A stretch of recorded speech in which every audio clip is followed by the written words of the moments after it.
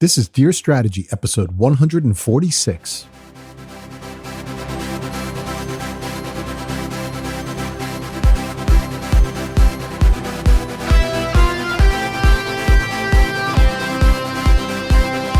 Welcome to another episode of Dear Strategy, where we answer all of your questions about product, business, and personal strategy.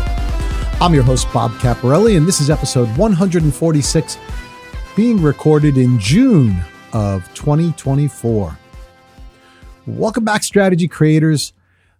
Great to have you back. This is another great episode coming at you. And in this one, we're going to talk a little bit about some typical or standard strategy theory. So I guess kind of more of a strategy lesson, if you want to call it that. But the topic I want to talk about today is, well, a couple things. First of all, I want to make a little announcement. So I have just recently restarted another series, podcast / video series that I used to be involved in years ago with, a great friend of mine. His name is James Lutzy, and we used to work together. And so we started this show called Beyond the Beef. And in that show, we basically took business problems and provided business solutions to it in kind of a funny way. We did it in a humorous way. And it was just great fun. We did 3 seasons of that. Actually, we did 2 seasons. Then we attempted a third back around the COVID years and couldn't get it really back running and off the ground. But now we just recently restarted it, and we've got a real cadence going. So it's more of a comedy show. Now we're not really addressing just business problems. We're addressing all kinds of things that just bug us, right? And then just kind of talking about it, chatting about our beefs, and then trying to offer some solutions. So, something that hopefully is a little bit uplifting and, just funny in a time where everybody seems to be annoyed, but annoyed in a bad way, right? Like mad about everything. And so we're trying to make some light of it. So anyway, if you're interested in checking that out, it's called Beyond the Beef. You can check it out wherever you get podcasts, where you're getting this podcast. Type in my name, it should come up, or type in Beyond the Beef and it should come up. Subscribe to that. Check it out. I think you'll have a lot of fun with it. And then also it's going to be on YouTube, or it is on YouTube. So you could do the same thing. Go to Beyond the Beef or type my name in. Hopefully it will all come up. So look at the building audience there. Check us out over there, and hopefully you'll have some fun with it like we do. So that's one thing. But what I want to talk about today is kind of following that theme, part lesson and part beef, right? About this kind of strategy consulting world, or even business consulting world, that I am very much a part of. That's what puts food on the table. That's how I make my living. Because God knows none of this podcasting stuff does, right? But that does. And, those of you who follow the show regularly, know me regularly, kind of follow my history, that I'm a published author. I wrote a book back in 2015 called Creative Strategy Generation on McGraw-Hill, working on another one that'll probably end up self-publishing this time.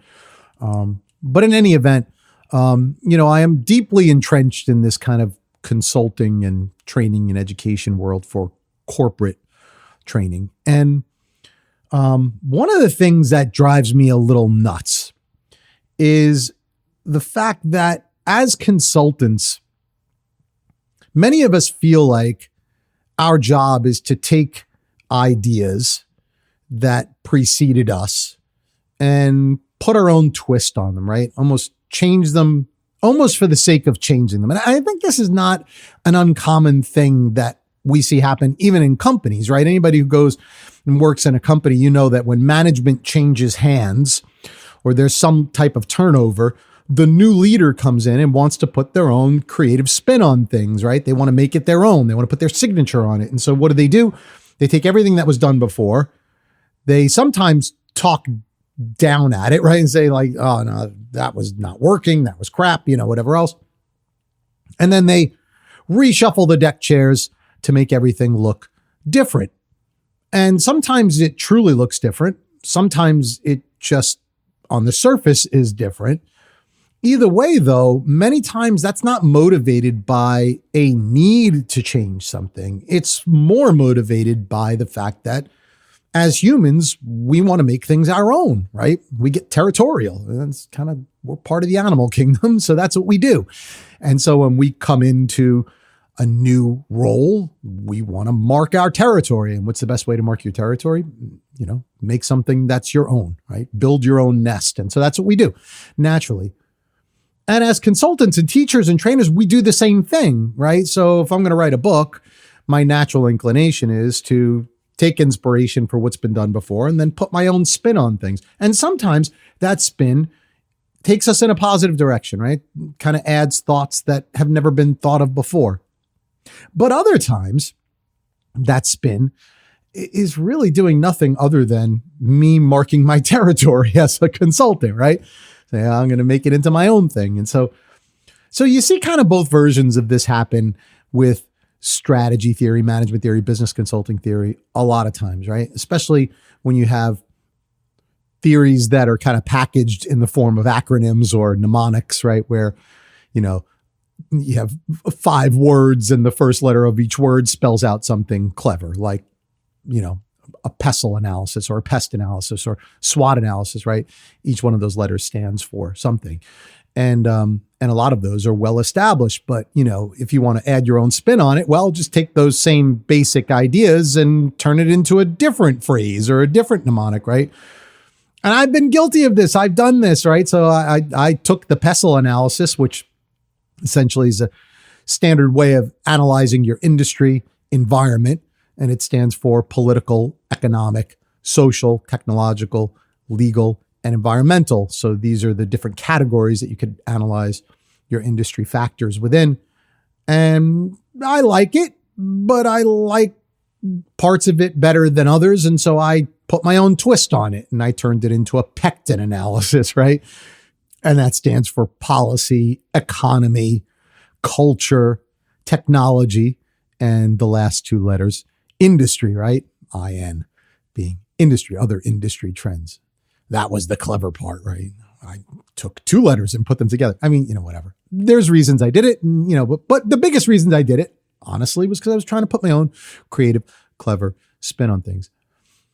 And most of the time, maybe I'm saying this because I'm guilty of it, but most of the time that stuff is fairly harmless, right? Maybe my version resonates with somebody better than another, or maybe there's, a reason that I did it. In my case, there is, because I tend to use that analysis more for industry and competitive landscape rather than market landscape. So for me, my version works better for that. So, there are reasons that we do that. But as I said before, sometimes there are no good reasons that we do that other than we're trying to create our own spin on things. Now, where things really start to bother me is when we don't only just do this for the purposes of creativity, but instead we do it for the purposes of intellectual property protection, right?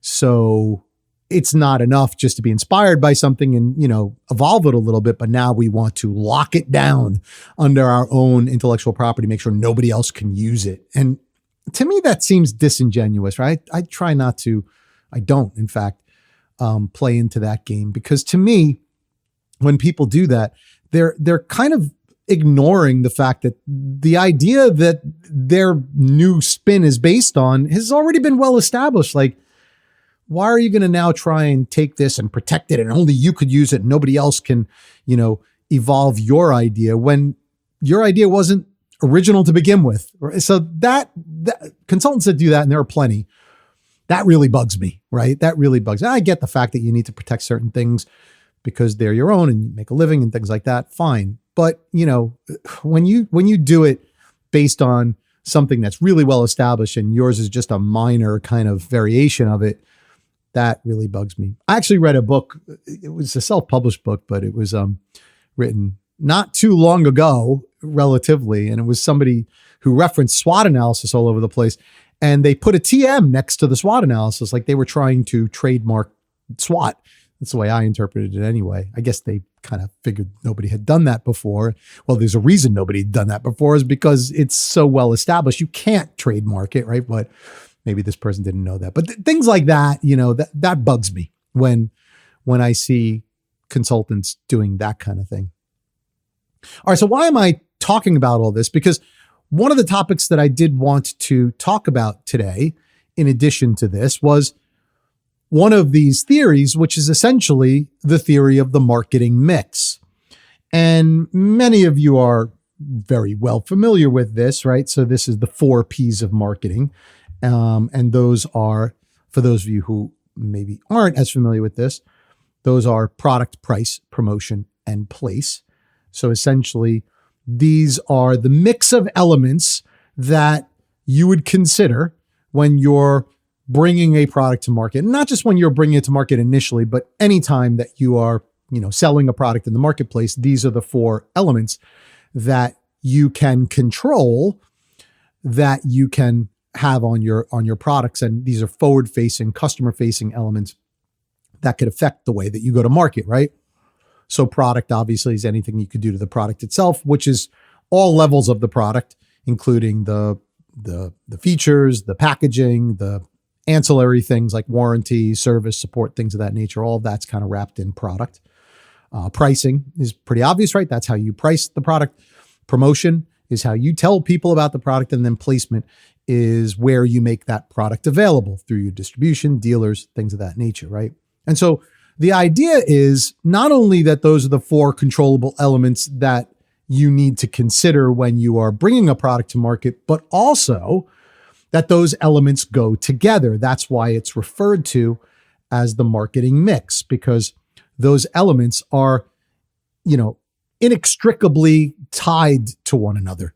In other words, if you make a change to the product, you have to consider the impact on the other 3 mix elements of pricing, promotion, and place. And the same with the others, right? If I make a change to my promotion, how does that reflect on my product? Does that affect my price, or do I have to change my price? And then how does that align with my placement? So it's not only that these are the 4 things that need to be considered, but it's also that they go together and they are levers that you can push and pull. And so this idea of a marketing mix was actually first introduced back in the 1940s. Harvard professor, his name was James Culliton. And James Culliton wrote an article talking about this idea of marketers being the mixers of ingredients, right? And later, his colleague, Neil Borden, talked about that again and said that, that they kind of worked on this together. I think that was kind of the way it went. And then in the 1960s, E. Jerome McCarthy was the person that actually put a name to the actual elements that you mix together. And that's where product, price, promotion, and place came from. So all of that is kind of well-known, well-written about and understood. So this is a theory that's been around for, 60 to 80 years in that time frame. And it works well. I mean, it's something that's really well established and is kind of indisputable. But over the years, other consultants have kind of added to those 4 Ps. And so sometimes you hear reference to 7 Ps, which I think kind of came out in the 80s, right? And so to the 4 basic Ps was added 3 other Ps of process, people, and physical evidence, I think are the 3. And then there are other theories that have other Ps, right? There's an 8P theory. And, I don't even remember what all the different elements are, but I know somewhere in there, there's positioning and performance. There's all kinds of different variations of this because it's been a theory that's been around for a long time. A lot of people have added different elements to it. And so why does it kind of drive me a little bit crazy is because to me, when you're just adding Ps, right, you're kind of ignoring what the original theory was really all about.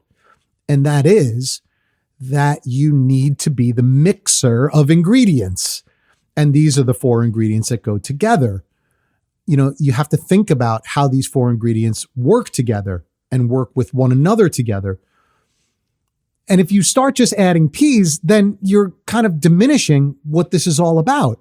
So positioning, for example, positioning is built into promotion, right? People is built into placement.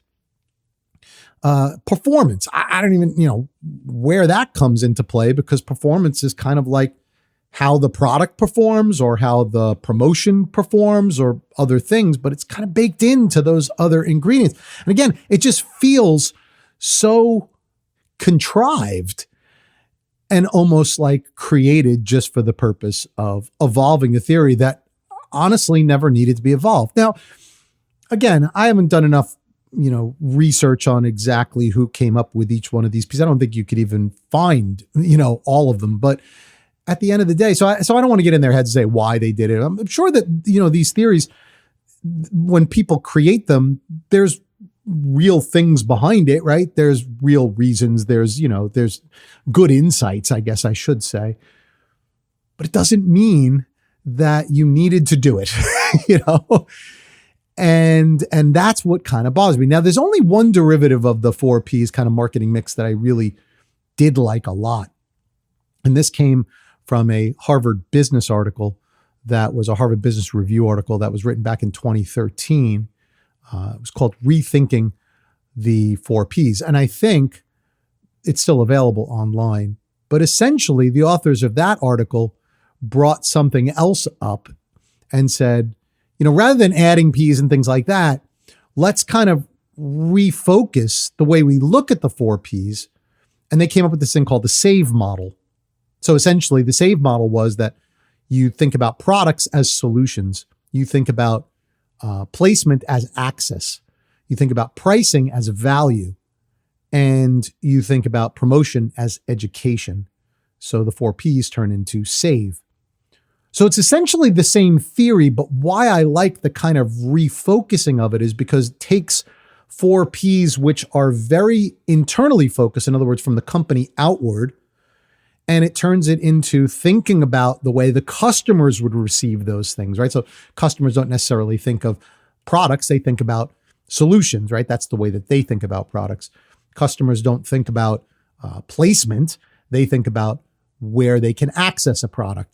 They don't think about pricing. They think about what value is being delivered. They don't think about promotion. They think about how they're being educated. So it kind of just takes the same 4Ps and shifts the focus from company out to customer in. And I really like that evolution. So things like that, I think are really worthwhile, really insightful. And I love it. And I definitely recommend you check out that article. But again, when we just evolve things for the sake of evolving it, we just do things for the sake of putting our own twists on it, that I could do without.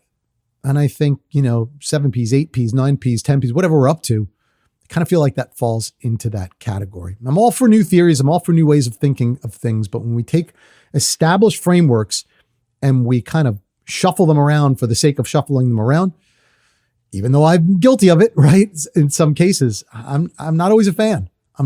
So anyway, the main purpose of this, maybe to rant a little bit about that and make you think about that a little bit, but also encourage you to remember what the 4Ps are about, remind you why they are 4Ps that go together, and then introduce that other SAVE model, which I think is a good evolution, and, give you a place that you can go and reference that and learn about it and see if that works for you as well.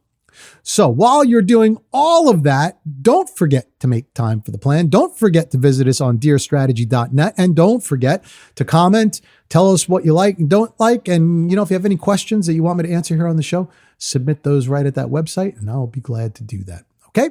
And while you're doing that, we'll see you back here on another episode of Dear Strategy. Thanks for joining.